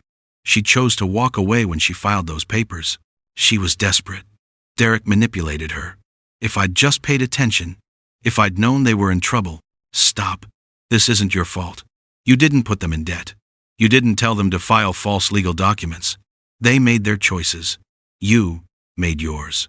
Your choice was self-preservation. That's not just okay. It's necessary. We drove in silence for a while. Then Marcus said, "What are you going to do now?" "I don't know. Go home. Try to figure out how to move forward." "And Jamie?" The question hit hard. The judge was right. He deserves to know me. But I can't be around Rebecca and Derek. The mediator can help with that. Maybe supervised visits. Maybe you and Jamie meet somewhere neutral, without his parents present. He's 12, old enough to understand what happened, old enough to choose. Don't make him choose between you and his parents. That's not fair to him. Marcus was right. As usual, I'll talk to the mediator, figure something out. He dropped me off at my house around 6:30. The sun was setting, painting the sky orange and purple. Margaret had loved sunsets. We used to sit on the back deck and watch them together.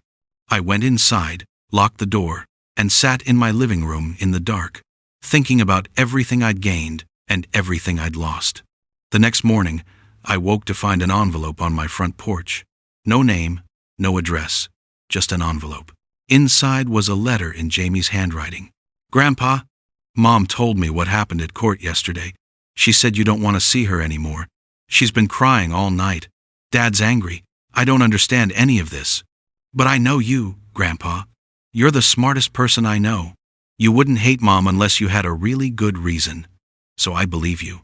I don't know if you still want to see me. I'd understand if you didn't. But if you do, I'll find a way to come visit. I don't care what Mom and Dad say. You're my grandpa. That matters more than anything. I love you. Jamie." I sat on my porch reading that letter 5 times. Then I called Marcus. "I need you to contact the mediator today. Tell them I want to establish a regular visitation schedule with Jamie. No parents present. Just me and my grandson." "I'll make it happen," Marcus said. The mediation process took 6 weeks. Rebecca and Derek fought it at first, claiming I was trying to alienate Jamie from them. The mediator, a patient woman named Dr. Carol Stevens, spent hours talking to all of us separately. Finally, we reached an agreement. I could see Jamie every other Saturday, noon to 6 p.m. I'd pick him up at a neutral location, the Greenwood Community Center, where I volunteered. Rebecca and Derek wouldn't be present. The first Saturday in September was our first official visit. I arrived at the community center at 11:45, early as always. Jamie was there at 11:50, walking from the bus stop by himself. He'd grown 3 months, and he looked taller, older. He ran up and hugged me. "I missed you, Grandpa." "I missed you too, buddy." We went to my workshop. I showed him the bookshelf I'd made for his birthday. He ran his hands over the wood, tracing the joints I'd cut with such care. "It's perfect," he said quietly. "Can I take it home?" "It's yours, but maybe leave it here for now. You can keep your comics here. Work on projects in my workshop on our Saturdays together." His face lit up. "Really? I can work here with you?" "Absolutely. In fact, I thought maybe we could start a new project together. I'm thinking about building a chess table." "You still play?" "Yeah. I'm on the school chess team now." "Then we'll build a table worthy of a chess champion." We spent the afternoon measuring wood, planning the design, talking about school and books, and everything except what had happened with his parents.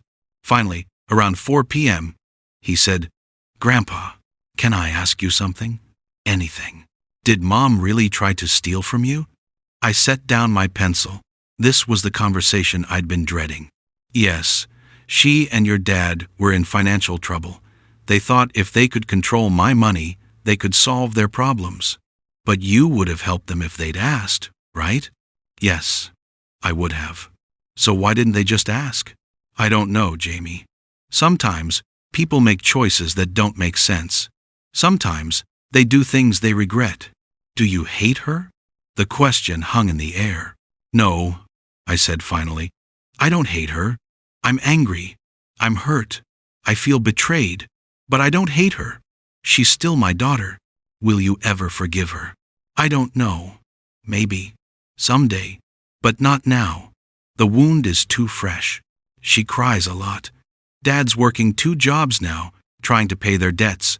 They had to sell the house. We moved to an apartment in Shoreline.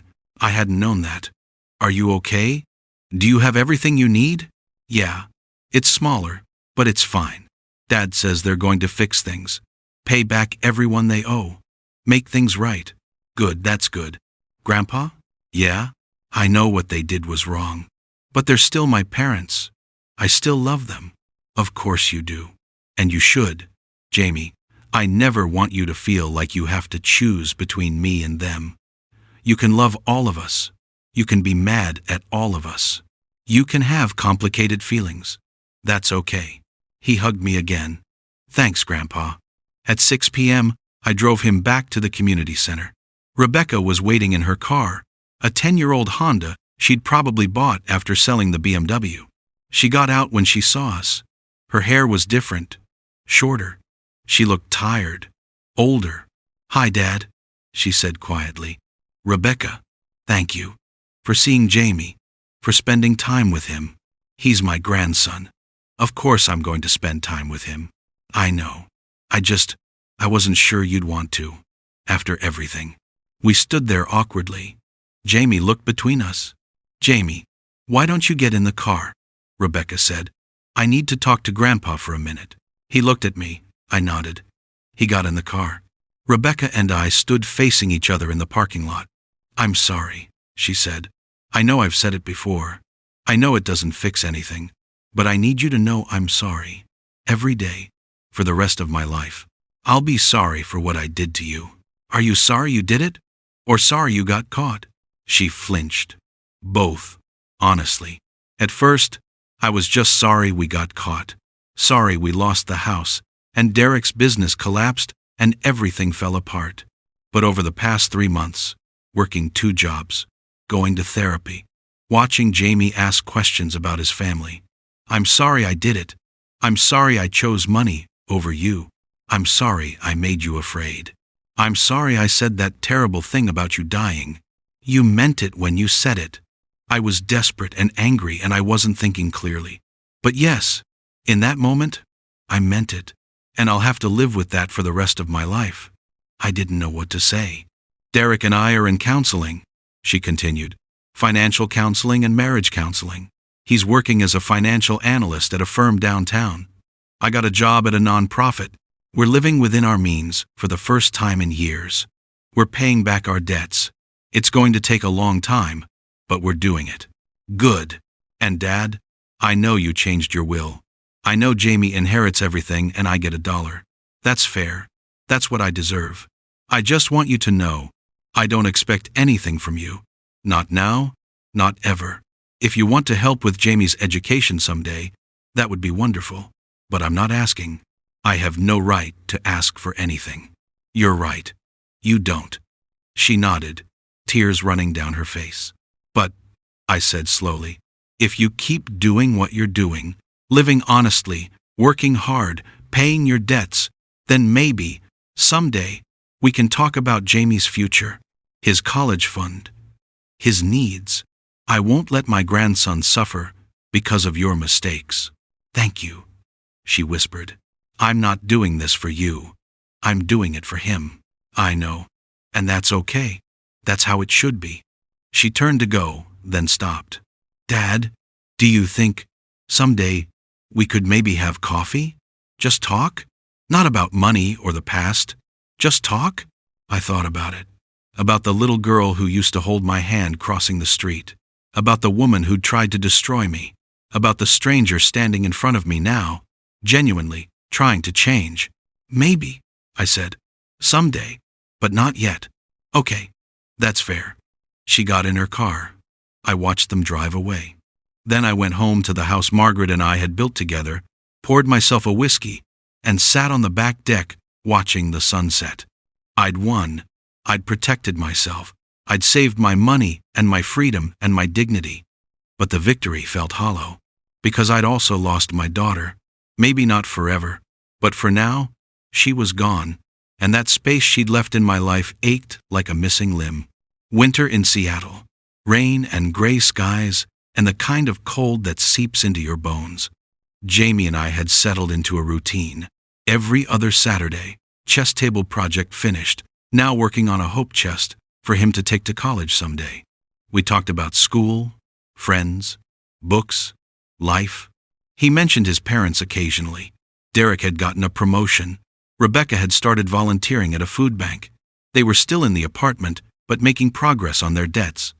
I didn't ask for details, didn't want to know, but I couldn't help wondering sometimes if I'd been too harsh, if I should consider reconciliation, if life was too short to hold grudges.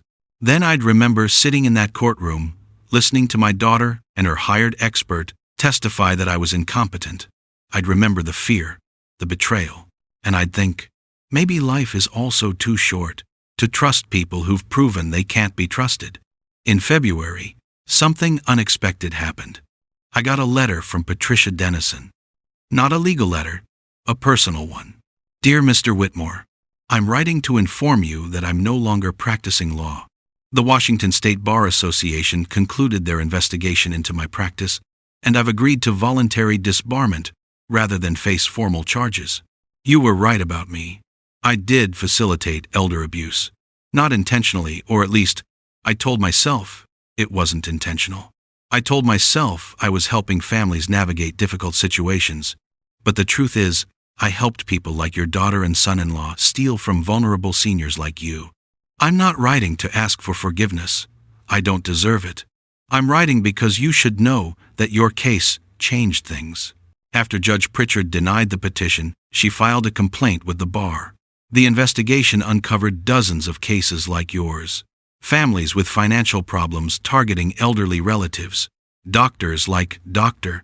Bennett providing rubber stamp opinions without proper examinations. Judges who were too quick to grant guardianship without sufficient evidence. The system is changing. New requirements for medical examinations. Stricter standards for expert witnesses. Better protections for respondents. It's not perfect yet, but it's better than it was. You fought back. Most people don't. Most people get steamrolled by the system and their families and attorneys like me, but you had the resources and the courage to fight. And because you did, the system got a little bit better. I know this doesn't undo the harm I tried to cause you, but I thought you should know that some good came from it. I'm working as a paralegal now at a legal aid clinic, helping low-income seniors with estate planning. It's the least I can do. Sincerely, Patricia Morrison. I read the letter 3 times. Then I filed it away and tried not to think about how close I'd come to losing everything. In March, Dr. Chen called. Tom, I have a patient I'd like you to talk to. 82-year-old woman. Her son just filed for guardianship. Claims she's incompetent. I've examined her. She's sharp as a tack, but she's terrified. She doesn't know how to fight back. Why are you calling me? Because you know what it's like. You survived it. And I think hearing from someone who's been through it and won might help her. I thought about it. About the fear I'd felt. About how alone I'd been despite having Marcus and good doctors. Give her my number, I said. Her name was Dorothy. We met for coffee at a cafe in Ballard. She reminded me of Margaret. Strong, intelligent, proud. My son says, I'm too old to manage my own money, she told me. Says, I'm making poor decisions. But I'm not. I'm just not giving him what he wants. What does he want? My house. It's worth $2 million. He wants me to sell it, move into assisted living, and give him the proceeds to invest for me. Let me guess. He's in financial trouble. Lost his job 6 months ago. Wife left him. He's desperate. I told her my story. All of it. The fear, the betrayal, the court battle, the victory. You need a good attorney, I said. And you need medical documentation proving you're competent. And you need to be prepared for your son to say terrible things about you in court. How do I prepare for that? You remember that it's not personal. It's about money. And you fight anyway. I gave her Marcus's number, and Dr. Chen's number, and Dr. Martinez's number. 3 weeks later, she called to tell me the petition had been dismissed. Her son had dropped it after seeing her medical evaluations and legal representation. Thank you, she said. I don't know what I would have done without your help. You would have figured it out. You're stronger than you think. Maybe. But it was easier with someone who understood. After we hung up, I thought about starting some kind of support group for seniors facing guardianship abuse. A place where people could share stories, resources, strategies. I mentioned it to Marcus. "That's a great idea," he said. "I know at least 5 other attorneys who'd be willing to provide pro bono consultations. And I bet Dr. Chen and Dr. Martinez would help too. I don't know the first thing about starting a nonprofit, but you know the first thing about surviving guardianship abuse. That's more valuable." So, I did it. Filed the paperwork, created Guardianship Defense Network, found a small office space to rent in Greenwood, set up a hotline. Word spread. Within 3 months, we were getting calls from all over Washington state. Seniors whose families were targeting them. Adult children who genuinely didn't know how to help aging parents without taking control. Attorneys looking for resources. It gave me purpose. Something meaningful to do with my time and my knowledge and my anger. And it helped. Knowing that my nightmare had meaning. That it could protect others from the same fate. Jamie turned 13 in July. I threw him a birthday party at my house, his first party here since the guardianship battle. He invited 6 friends from school. We grilled burgers in the backyard. Played games.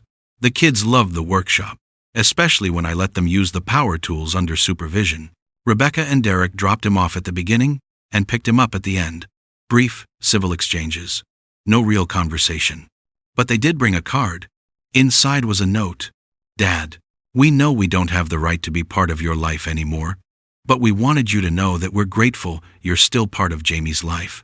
He talks about you constantly, about the projects you build together, the conversations you have, the things you teach him. You're giving him something we can't give him, wisdom, stability, a connection to his heritage. Thank you for that. We're not asking for forgiveness or reconciliation. We just wanted to say thank you. Love, Rebecca and Derek." I put the card in a drawer and tried not to think about it. In August, something happened that changed everything. Jamie called me on a Tuesday evening, crying so hard I could barely understand him. "Grandpa, it's Mom. She's in the hospital. Car accident. She's hurt really bad." My heart stopped. "Where? What hospital?" "Harborview. Dad's there with her. I'm at home with a neighbor. Can you come get me? I want to see her, but Dad said I'm too young to see her like this, but I need to see her. Grandpa, I'm on my way. Stay there. I'll be there in 20 minutes. I drove to their apartment in Shoreline faster than I'd driven in years. Picked up Jamie, held him while he cried, then drove to Harborview. Derek was in the waiting room, face white, hands shaking. "Tom," he said when he saw me. "Thank God. Jamie, come here, buddy." Jamie ran to his father. They held each other. I stood awkwardly, not knowing what to do, what to say. "How bad is it?" I finally asked. "Bad. Multiple fractures. Internal bleeding. She's in surgery. They don't know if..." His voice broke. "They don't know if she'll make it." The world tilted. All the anger, all the betrayal, all the hurt, it evaporated in an instant. All I could think was, not Rebecca, not my little girl.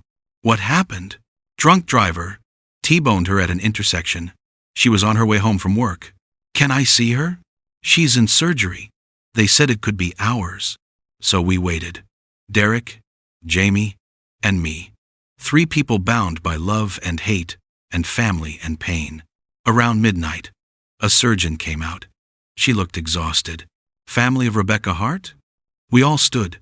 She made it through surgery. We repaired the internal bleeding, set the fractures. She's stable but critical. The next 48 hours will tell us more. Can we see her? Jamie asked. 1 at a time. 5 minutes only. She's unconscious. Derek went first. Then Jamie. Then the surgeon looked at me. Are you family? I'm her father. Go ahead. I walked down the ICU hallway and into her room. Rebecca lay in the hospital bed surrounded by machines, tubes, monitors. Her face was bruised and swollen. Her left arm was in a cast. She looked small, fragile, mortal. I pulled a chair up beside her bed and took her hand. "Hey, baby," I whispered. "It's Dad. You need to fight, okay? You need to come back. Jamie needs you. Derek needs you. Hell, maybe I even need you." She didn't respond. The machines beeped steadily. I know things have been bad between us. I know I've been angry. But Rebecca, I never stopped loving you. You're my daughter. That doesn't change just because you made mistakes. We both made mistakes. Still nothing. So you fight. You hear me? You fight like hell. And when you wake up, we'll figure this out. All of it. Together. Like family should. I sat there for the full 5 minutes, holding her hand, watching her breathe. Then I went back to the waiting room. We stayed at the hospital for 3 days. Derek and I took turns sitting with Rebecca. Jamie stayed in the waiting room, doing homework, reading, trying to be brave. On the 3rd day, she woke up, groggy, confused, in pain, but awake. Derek was with her when it happened. He came running out to get me and Jamie. "She's awake. She's asking for you both." We went in together. Rebecca looked at us and started crying. "Jamie, Dad, you're here." "Of course we're here," I said. "Where else would we be? I thought, after everything, I thought you wouldn't come. You're my daughter. That comes before everything else." She reached for my hand. I took it. "I'm sorry, Dad. For everything. I'm so sorry. I know. We'll talk about it later. Right now, you just need to heal. I don't deserve your forgiveness. Maybe not. But you're getting it anyway. Because that's what family does. We forgive the unforgivable. We love the unlovable. We show up when it matters." She closed her eyes, tears streaming down her face. "I love you, Dad. I love you too, baby. Always have, always will." Rebecca's recovery took months. Surgery complications, physical therapy, pain management. Derek and I formed an uneasy alliance.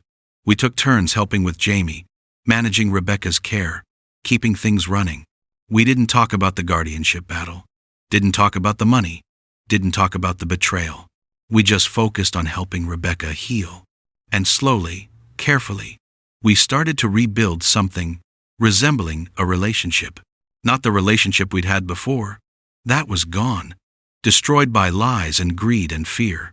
But maybe something new, something more honest, something built on the understanding that we'd all made mistakes and we were all trying to do better. In December, almost 18 months after the guardianship hearing, Rebecca came to my house for Sunday dinner. Just the two of us. Derek had Jamie for the day. I made Margaret's pot roast, Rebecca's favorite. We ate in near silence at first. Then she said, "I went back to therapy last week. Real therapy, not just marriage counseling. Working on why I did what I did. And the therapist says I was acting out childhood resentment, that I always felt you and Mom didn't appreciate money, that you could have given me more, done more, been more. And when I had a chance to take control of what I felt I deserved, I took it. Is that true? Did you feel that way? I don't know. Maybe. I remember being jealous of my friends whose parents bought them cars and took them on vacations. But I also remember being loved, being provided for, having everything I needed, but not everything you wanted. No. And apparently, I never grew up enough to understand the difference. We were quiet for a while. "I've been thinking," I said, "about changing my will again." She looked up, alarmed. "Dad, you don't have to. Let me finish. I've set up a trust for Jamie. That's not changing. But I'm going to create a smaller trust for you. Not millions. Maybe 100,000. Enough to be meaningful, but not enough to bail you out of every problem." "Dad, I don't want your money." "It's not about what you want. It's about what's right. You're my daughter. I want to provide for you, but on my terms. And the terms are this. The money is held in trust.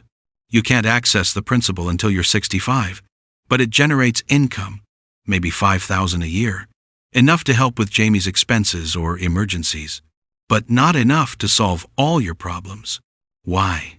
Because I want you to know I haven't written you off completely. But I also want you to learn to stand on your own, to build a life through work, not inheritance, to understand that money earned means more than money given." She started crying. "I don't deserve this. Probably not. But I'm giving it to you anyway. Thank you, Dad." "You're welcome. Now eat your pot roast before it gets cold." I'm 74 now.